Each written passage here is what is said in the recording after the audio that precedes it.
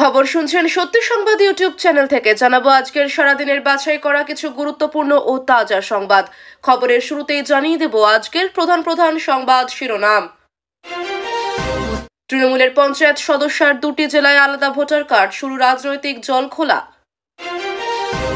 নন্দীগ্রাম থেকে শুভেন্দুর চরম হুঁশিয়ারি, যতদিন বাংলায় আছি রোহিঙ্গা তাড়াবই। এসআইআর নিয়ে মমতাকে তীব্র আক্রমণ।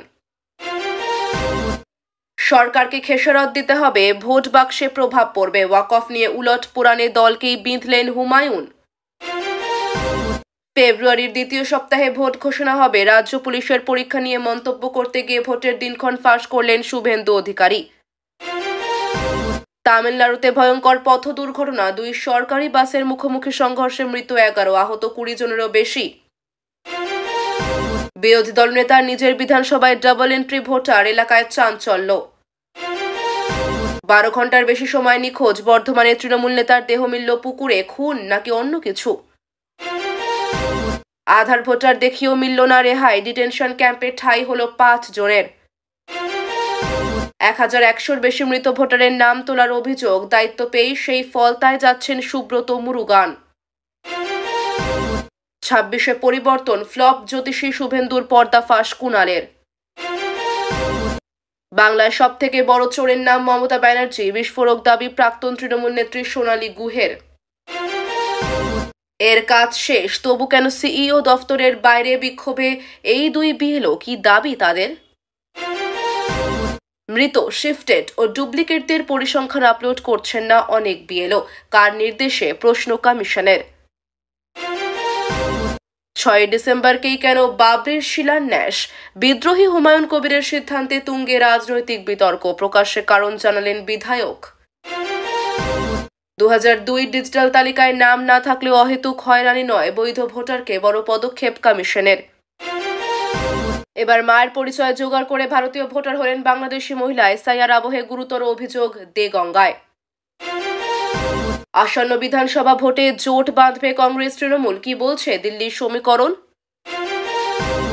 এসআইআর নিয়ে কমিশন খেলছে, 7 দিন সময় বাড়তেই 1 আসনে তৃণমূল সিপিএম, পাল্টা যুক্তি বিজেপির। উপমুখ্যমন্ত্রী হওয়ার খুব শখ, নন্দীগ্রামে কি প্রার্থী অভিষেক? সুকান্তের দাবিতে জল্পনা।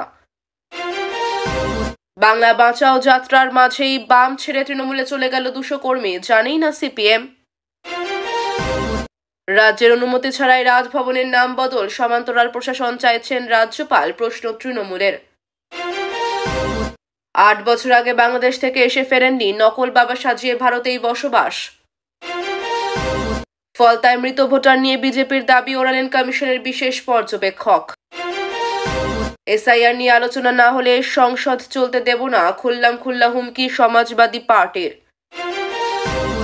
এই তো সবে শুরু, ভুয়া ভোটার ধরতে বড় পদক্ষেপ, কমিশনের উদ্যোগকে সাধুবাদ শুভেন্দুর। আমাদের দাবি সত্যি বলে প্রমাণিত, এসআইআর-এ বাড়তি সময় নিয়ে কমিশনকে কটাক্ষ তৃণমূলের। এসআইআর আবহে কোচবিহার সফরে মুখ্যমন্ত্রী, আগামী মাসে রাসমেলা মাঠে জনসভা। উত্তরবঙ্গেই কেন মহাকাল? বিজেপির জমিতে ফসল ফলাবেন মমতা। দ্বিতীয় দিনে বাংলা বাঁচাও যাত্রা, তৃণমূলের হুমকি উপেক্ষা করে মহাসমাবেশ জলপাইগুড়িতে। শুধু ভোগ নয়, দীঘা ঘুরতে গিয়ে এবার 3 বেলা খাবার পাবেন জগন্নাথ মন্দির থেকেই। এতক্ষণ শুনছিলেন সংবাদ শিরোনাম, এখন আসছে বিস্তারিত খবরে। তার আগে ছোট্ট একটা অনুরোধ, চ্যানেলে নতুন হয়ে থাকলে চ্যানেলটি সাবস্ক্রাইব করবেন। ঘটনাটির মূল কেন্দ্র হলো একজন তৃণমূল পঞ্চায়েত সদস্য, যার নামে 2টি আলাদা জেলায় 2টি ভোটার কার্ড থাকা ধরা পড়েছে। সাধারণভাবে একজন নাগরিকের জন্য একটি এপিক নম্বর থাকা বাধ্যতামূলক, কারণ ভোটার তালিকায় নাম থাকা মানে তাকে দেশের নাগরিক হিসেবে একটি নির্দিষ্ট এলাকা ও কেন্দ্রের সঙ্গে সংযুক্ত হিসেবে নথিবদ্ধ করা। কিন্তু এই ঘটনায় দেখা যায় ওই ব্যক্তির পুরনো বাড়ির ঠিকানায় একটি ভোটার কার্ড আছে, আবার বিয়ের পর শ্বশুর বাড়ির ঠিকানায় আরও একটি ভোটার কার্ড তৈরি হয়েছে এবং তা সক্রিয় অবস্থায় রয়ে গেছে। বিষয়টি এসআইআর এর সময় সামনে আসে, যখন ভোটার তালিকা পুনরুক্ষণের কাজ শুরু হয়। 2 জায়গায় নাম থাকায় অনেকেই মনে করছেন একটি নাগরিকের 2 জায়গায় ভোটাধিকার থাকা নির্বাচন ব্যবস্থার স্বচ্ছতাকে সরাসরি প্রশ্নবিদ্ধ করে। এই মহিলাটি 2023 সালের পঞ্চায়েত নির্বাচনের প্রার্থী ছিলেন এবং নির্বাচনে জয়লাভও করেন। ফলে আরও বড় প্রশ্ন ওঠে, যখন তিনি নির্বাচনে দাঁড়িয়েছিলেন ও মনোনয়ন জমা দিয়েছিলেন তখন কি তিনি দুটি ভোটার কার্ডের তথ্য লুকিয়েছিলেন নাকি প্রশাসনের নজর এড়িয়ে গেছে? বিরোধীরা অভিযোগ করছে, মনোনয়নপত্র গ্রহণের সময় প্রশাসনের উচিত ছিল নথিপত্র যাচাই করে দেখা প্রার্থী একটিমাত্র ভোটার তালিকায় নাম আছে কিনা। কিন্তু এই ধরনের ভুল শুধুমাত্র প্রশাসনের অসাবধানতাই নয়, বরং নির্বাচনী ব্যবস্থার একটি গভীর ত্রুটি বলেও অনেকেই মনে করছেন। বিরোধী শিবির এটিকে ইচ্ছাকৃত সুবিধা নেওয়া বলে দাবি করছে এবং বলছে এভাবে একই ব্যক্তির রাজনৈতিক প্রভাব দুই জেলায় ছড়িয়ে পড়ার সুযোগ তৈরি হয়। এসআইআর বা ভোটার তালিকা সংশোধনের সময় এই ঘটনা সামনে আসায় পুরো প্রক্রিয়ার নির্ভুলতা নিয়ে নতুন করে উদ্বেগ দেখা দিয়েছে। নির্বাচনী তালিকা সংশোধনের সময় সাধারণত মৃত ভোটার মুছে দেওয়া, ঠিকানা পরিবর্তন, নামের বানান সংশোধন, নতুন ভোটার যোগ হওয়া এইসব হয়।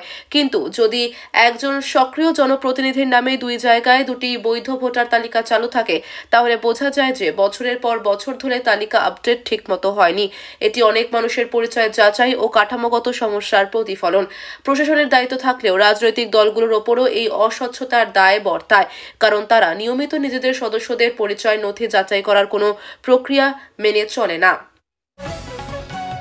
ঘটনাটি সামনে আসতে রাজ্য রাজনীতিতে উত্তাপ বেড়েছে। বিরোধীরা বলছে এটি বিচ্ছিন্ন ঘটনা নয়, বরং ভোটার তালিকা ব্যাপকভাবে দূষিত। তাদের অভিযোগ, অনেক ক্ষেত্রে ভুয়ো ভোটার, মৃত ভোটারের নাম না মোছা, একাধিক এপিক নম্বর রাখা এসবকে প্রশ্রয় দেওয়া হয়েছে রাজনৈতিক স্বার্থে। অন্যদিকে শাসক দল বলছে প্রক্রিয়াগত ভুল হয়েছে, ব্যক্তি নিজে ইচ্ছাকৃতভাবে করেননি। কিন্তু বিষয়টি যাই হোক, জনমনে যে নির্বাচন কমিশন ও প্রশাসনের প্রতি সন্দেহ বাড়ছে তা অস্বীকার করার উপায় নেই। ভোট যন্ত্র ও ভোটার তালিকার ওপর আস্থা গণতন্ত্রের মূল ভিত্তি, কিন্তু এই ধরনের ঘটনা সেই আস্থা নড়বড়ে করে দেয়। এই ঘটনার ফল হিসেবে সাধারণ মানুষের মনে একটি চাপ তৈরি হয়েছে। এভাবে জনপ্রতিনিধি পর্যন্ত দুটি জায়গার ভোটার তালিকায় নাম রাখেন, তাহলে সাধারণ মানুষদের তথ্য কতটা সঠিকভাবে সংরক্ষিত হচ্ছে? এমনকি অনেকে বলছেন এই ধরনের দ্বৈত তালিকা থাকলে কোথাও কোথাও ভোটের সময় ডুপ্লিকেট ভোট দেওয়ার সুযোগ তৈরি হয়, যা নির্বাচন প্রক্রিয়াকে পঙ্গু করে দিতে পারে। কেউ কেউ আদালতে যাওয়ার পরামর্শ দিয়েছেন, কারণ নির্বাচনী ব্যবস্থার বিরুদ্ধে অসঙ্গতিকে আইনের মাধ্যমে থামানো জরুরি। স্বচ্ছ ভোটার তালিকা না থাকলে পুরো নির্বাচন প্রক্রিয়া প্রশ্নবিদ্ধ হয়ে পড়ে আর রাজ্য কিংবা দেশব্যাপী ভোটের ফলাফলের বিশ্বাসযোগ্যতা কমতে থাকে। এই ঘটনার পর নির্বাচন কমিশনের ওপর চাপ আরও বাড়বে বলে মনে করা হচ্ছে। কমিশনকে হয়তো কঠোর যাচাই বাছাই শুরু করতে হবে, ডুপ্লিকেট এপিক খুঁজে বের করা, ঠিকানা ভেরিফিকেশন আরও শক্তভাবে করা এবং পরবর্তী পর্যায়ে এআই ভিত্তিক মিলন পদ্ধতি চালু করা। ভবিষ্যতে নিয়মও বদলাতে হতে পারে। বিয়ে বা স্থানান্তরের পরে পুরনো ঠিকানার ভোটার কার্ড স্বয়ংক্রিয়ভাবে নিষ্ক্রিয় করার ব্যবস্থা, অথবা ডিজিটাল ভিত্তিতে প্রতিটি নাগরিকের ভোটার আইডির ইউনিক সংযোগ নিশ্চিত করা। কারণ একটি জনপ্রতিনিধির দ্বৈত ভোটার তালিকার নাম থাকলে সহজেই বোঝা যায় পুরো ব্যবস্থার কোথাও বড় ধরনের গ্যাপ রয়েছে। এই ইস্যুটি এখন বড় রাজনৈতিক রূপ নিতে পারে। বিরোধী দল ইতিমধ্যেই অভিযোগ তুলেছে যে এমন আরও শতাধিক উদাহরণ রয়েছে যা তারা ধীরে ধীরে প্রকাশ করবে। এতে জনমনে নির্বাচন কমিশনের ওপর চাপ বাড়বে এবং রাজনৈতিক উত্তেজনা বাড়বে। নাগরিক সমাজও সম্ভবত এই দুর্বলতাগুলোর বিরুদ্ধে রাস্তায় নামতে পারে বা গণ আন্দোলনের ডাক দিতে পারে। নির্বাচনের আগে প্রভাবশালী নেতাদের বক্তব্য, মিডিয়ার ফোকাস, সামাজিক যোগাযোগ মাধ্যমে প্রচার, সবকিছুর মিলিত প্রভাবে বিষয়টি রাজ্যের অন্যতম প্রধান রাজনৈতিক ইস্যু হয়ে উঠতে পারে।